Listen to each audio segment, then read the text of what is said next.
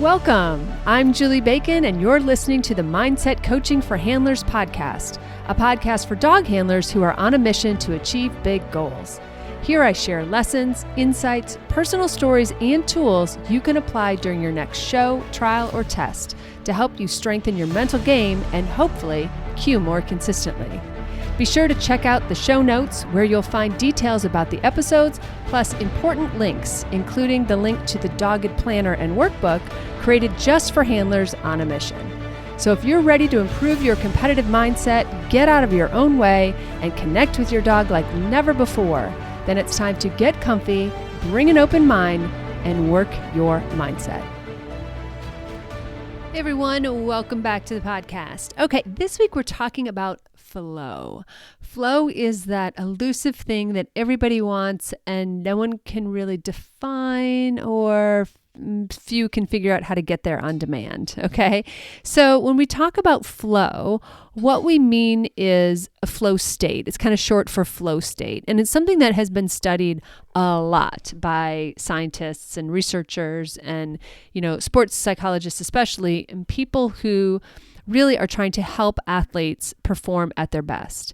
And flow state does not just exist for athletes. Okay. Flow state can exist anytime that you are just really into something fully and presently, and sort of time falls away. You might not even know how much time you just spent doing a thing. Nothing else exists. Just everything falls away, and you're just so in that moment. And for athletes, I think that another aspect of it, and I doubt this is in the dictionary, but another aspect of that is this concept of like you're clicking, right? You're so connected to your dog, in our case, in our sport, or if you were skiing, you're just so connected and everything is just working and feels very effortless. For us, the connection feels effortless. We're cueing our dogs. Our dogs are just sort of reading us. It's this very symbiotic teammate sort of graceful element to it. And I think that is really an important distinction from probably how flow state is maybe talked about from a research perspective and how flow state is talked about when it comes to sports. Because I think in sports, there is that element of things are going well. No one really says, I was so in flow when I, crashed into the tree. It doesn't usually really happen. Usually when they're defining a flow state, everything's going right. Everything's going well. Everything is just gelling. And it has this, I think what makes it hard to define is it has this really emotional component to it, right? I mean, when we define those things, even as I'm using the words I'm using and trying to be very careful with my word choice, I'm realizing how subjective, perhaps, or emotional my language is in this moment. And I think that's what makes flow hard to define for some people, but then also hard to get into, because how do you develop flow as a skill if you can't really define it with very clear, concrete, dictionary-like words? And the thing is you can, okay? We can get you there. Ideally, we want to be able to call up flow state almost in like a snap of the fingers. We want to just be able to get there and get there quickly. And the way that we do that is we teach ourselves how to get into the present moment and start to block out everything else.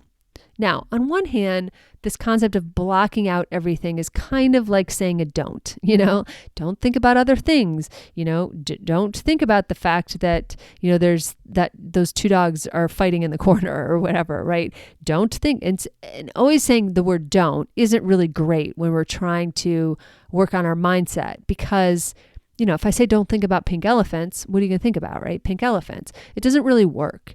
And research backs that up, right? Research says is you can't really think of what not to do. You have to instead replace the thought with what you do want. So to say you want to block everything out is almost to say like, don't think about anything else. I don't think it works that well. Instead, what you want to be is so incredibly present in the moment, focused on your dog, focused only on the things that are important to you in that moment for that competition or that run or, that day, that everything else is sort of falling away, that nothing else matters. You'll hear a lot of athletes, a lot of dog people too, but a lot of athletes talk about the fact that they didn't even hear the crowd, or they didn't even, notice the plane that flew over, or, something that happened during their run, because they were so in the present moment, so focused on what they were doing that, again, everything else fell away. And it wasn't that they were trying to push things out of their mind. It's just that they were so present and focused in a state of almost hyper focus that nothing else could enter their mind. I know when I was riding horses, for sure, I noticed that. And the only thing that would ever get through in that moment was the sound of my coach's voice. I swear to God, she could have whispered from the other side of the ring and I would have heard her, because everything else was locked out except for, myself, my horse, and apparently her voice, right? So there are some things that get in there, because they're things that are important to us in the moment. So if you listen to the language I'm saying, if you were to replay this, you would hear that I said, present moment and focus a whole bunch. And that's what's great about, nerves in a sense, because what nerves do is, besides telling us and reminding us that we care and that we care about the outcome, what nerves do is it really gets our juices going, right? It gets our senses heightened, and it can really lead us to this point of a hyper focus, because it is a bit of an excitement and we are so focused on the thing that we need to go do. So hyper focus can be really positive. It's like anything, it's a Goldilocks problem. Too much, not good. Too little, not good. We have to find our just right in all of that. But hyper focus, and combined with being really in the present moment, in my opinion, is one of the fastest ways to get into that flow state, to get where nothing else matters. You're just focused on your dog. Now, for the piece of it that everything is going right, well, we rely on our skills. That's where we have faith in our training. We have faith in our dogs and in ourselves to execute and to do the challenge that is set up for us in the ring, that we have practiced for this, proofed, trialed, had enough experience that we are ready for this moment. All right. And that connects to confidence, because if we are not confident that we can run this course or do this healing pattern or, execute against these signs perhaps in rally, if we're not confident in that, then doubt starts to creep in, and then doubt can be itself distracting and pull us away from the present moment. It's all really connected, kind of in an annoying way sometimes, but it's all connected. Okay. So that's why working on our mindset is kind of complicated and is an all the time sort of thing. We can't just decide that, I'm going to work on my mindset the week before I leave for this big event. You have to kind of be doing it all the time, right? Because there's so many aspects to it and they're all really interrelated. So let's go back and talk about, well, actually, you know what? We're going to finish something off first. We're going to finish off this piece of the confidence and faith in your dog and faith in your training. Okay. And what I want to say about that is we are constantly training our dogs, even at home. Even right now, I'm recording this podcast and my dogs are learning, or have learned, I should say, it is season 4, that when I am appearingly talking to myself, that they are just going to lie down and ignore me because they're not going to get my attention anyway, right? So again, train them to do that, not necessarily consciously, just been reinforced. All right. So we're always training our dogs. We're always working with our dogs. And then there's classes, and then there's seminars, and then there's all of the ways that we interact with them on a constant basis. Okay. So because we're always training our dogs, I always think that we are way too hard on our belief in our preparation, right? We don't believe in ourselves enough. We don't believe that we're ready. We don't believe that the challenges that we face, the classes that we've taken, the trials that we've already entered, the experience that we already have is enough, that it's going to fall short. And the truth is our training, our skills are so much stronger than we think we are, that the belief in them is the only problem. Okay. That confidence piece, which is a skill, it can be learned, but believing in our training and trusting in our training and knowing that that challenge that is set up in the ring for us today is doable and is within our skill set and that we can handle it. That's the piece that will get you to, once you're in that flow state, that's that aspect of the flow state that is you and your dog just working as the dream team, right? Because you trusted your training and your training is being allowed to play out because in a sense, you're not blocking it. You're letting it play out because you're in that moment. Okay. Does that make sense? Okay. So right after this, we're going to pick up on the other two aspects of getting into the flow state: focus and being in the present moment. This is a shameless plug for my Dogged Planner. I created a planner, workbook, and journal designed just for handlers with big goals. It's been years in the making, and it is finally available, and I'm super proud of it. The link to learn more is in the show notes, but quickly, the Dogged Planner has goal-setting pages, title tracking, a place to record health information, in-season date capture, notes pages, and monthly and weekly calendars. The workbook is everything except the calendar, and the journal is blank for seminar notes, rehab plans, training notes, agility stickers, or whatever else you may need. All are available on Amazon and are made to order. So if you're serious about slaying your goals this year, then you need the Dogged Planners. Okay, so focus and being in the present moment. How do we get there? How do we block everything out and just get in that moment where we can just execute with our dogs? All right, so two pieces. Let's start with focus. So focus is a bit of a learned thing. I am of an age that I believe that we might have been teaching ourselves to focus for longer periods of time a couple decades ago than maybe we are now, with all like the screen time and all the competition for our attention. It feels like we are not as good at focusing for long periods of time as we once might have been. And maybe we were never that good at it. We just were better at making ourselves do it. I'm not really sure. We can debate that some other time. But the truth is being able to focus is really important for us, okay? Because we need to be able to focus on one thing for as long as we're in the ring. Now, if you're playing agility, that you might need to focus for a minute, okay? Doesn't feel like a lot until you try to sit down and visualize or try to sit down and actually even meditate for 1 minute and think about nothing other than your breathing. You'll realize how quickly and how easily it is to get distracted. But we can build that focus muscle then. We can practice things like meditation. We can practice visualization. We can practice thinking about one thing for 1 minute and improve. All right. That is a skill. We can work on focus. For those of us who are in other rings like obedience, where you might be in that ring for 5 minutes, or in my case, when I do carting and draft work with my dogs, sometimes I'm in the ring for 8 or 12 minutes, depending on how things are going. That's much harder. It's much harder to focus for that length of time. Now, in those cases, I would argue that you focus turns on and wavers for a minute and then turns back on, because it is hard to maintain focus for, 8 minutes without any breaks or distractions. So in those cases, we have to get good at getting back into focus, right? Getting our minds back from wherever they just drifted to. All right. And we do that with repetition, of course. You've gotten this far already just by doing it with repetition and getting better and better at holding it.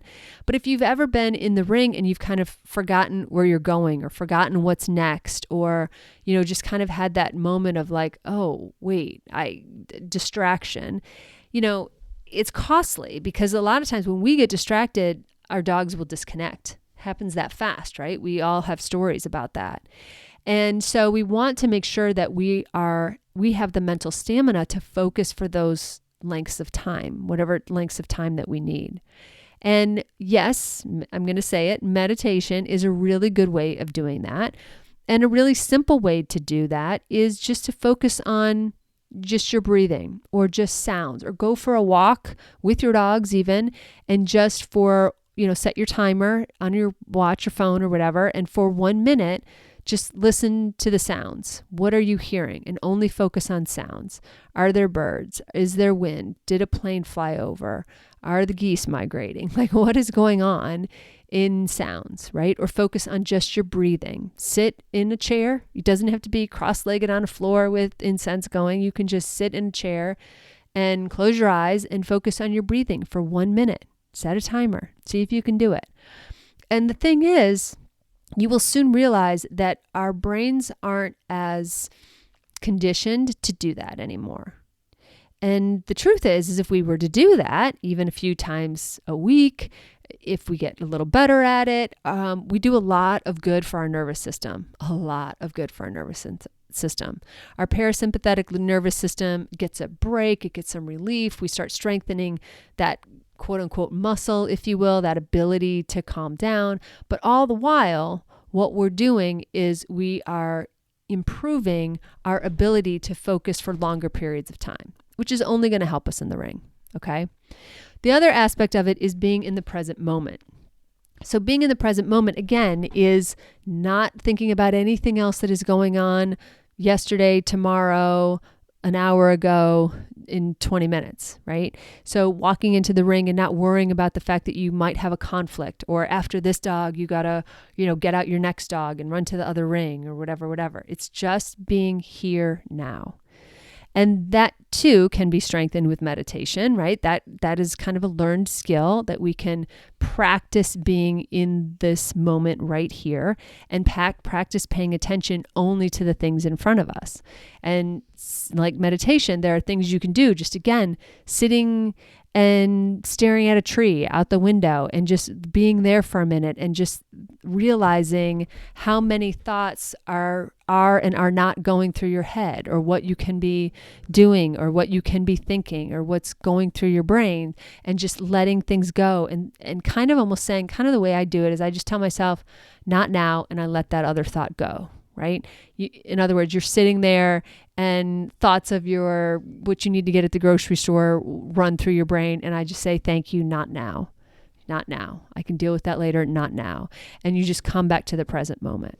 So how these things all work to kind of coalesce, come together when we walk into the ring, is we are teaching ourselves kind of not now for all these other distractions. And we're just saying that, like, right now, I'm with my dog. I am with my dog in this moment, focused on the things that we need to do to execute. That is all that matters. That is all I'm going to think about. And this is where I start this conversation. Walk into the ring. There's probably a judge, or there's a timer, or there's some other distraction. And you just kind of, like when you meditate and a distraction comes up, you just say, I acknowledge it, and I move on back to my dogs. Right? You don't let your attention just jump to these other things. You sort of almost do it with your, like, a side eye, little peripheral vision sort of thing, or peripheral, like, hearing kind of thing. You just sort of acknowledge it, but you don't give it your full attention. There's a difference between noticing something and giving it your attention. So you can notice the timer, saying go or ready. You can notice the judge saying, come on in. Are you ready? Start off here. You can notice the fact that the person is bringing you into the gate, or there's another judge in the ring or something like that, but they don't need to get your attention. The only attention that is necessary is your dog and the things that you have to execute together, i.e. process goals, in order to do your run. Okay. So when we figure out the difference between notice and attention, and we realize that not everything deserves our attention, then it makes it easier to come back into the present moment and get hyper-focused on the things that we need to do to execute against our runs. Does that make sense? So flow is just one of these things that sounds very magical and mystical and unattainable and all of that kind of stuff, when really it is a collection of skills that someone has worked really hard to obtain and attain, and they do that with repetition. But these are also things that you can be doing, like, kind of without your dog, Okay.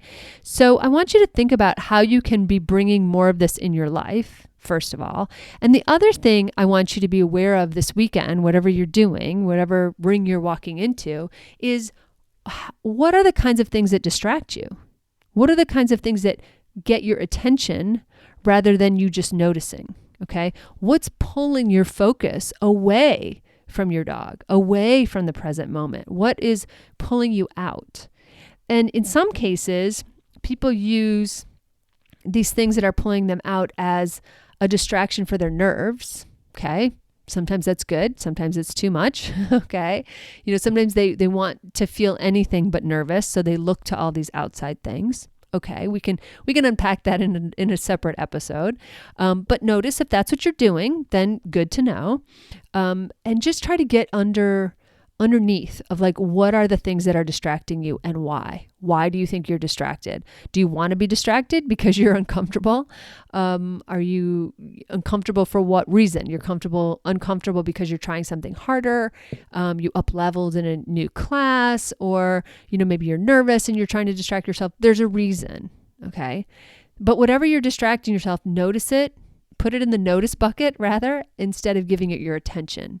And if you start there, you will start getting yourself back into that present moment quicker, and hopefully getting that hyper focus you need to really walk into the ring and execute the skills that you have, that you're confident that you have, and the thing that that you can do with your dog. Okay. So that's where to start. Give that a go this weekend. And no matter what you're up to this week, I hope you have a fantastic week with your dogs. Thanks so much for listening to the Mindset Coaching for Handlers podcast with me, Julie Bacon. I am so grateful for your precious time. Check out my Dogged Planner workbook and journal available on Amazon. Just search for Dogged Planner. I also offer monthly membership that's perfect for ongoing support of your awesome goals. Check out theqcoach.com for details, or just stop by and check out all the ways you can work on your mindset. And be sure to follow me on Facebook and Instagram at theqcoach and let me know how it's going. Finally, please share, subscribe, and leave a review. This helps us podcasters tremendously. Plus, I know I get my best podcast recommendations from friends. Thanks, and have a great week with your dogs.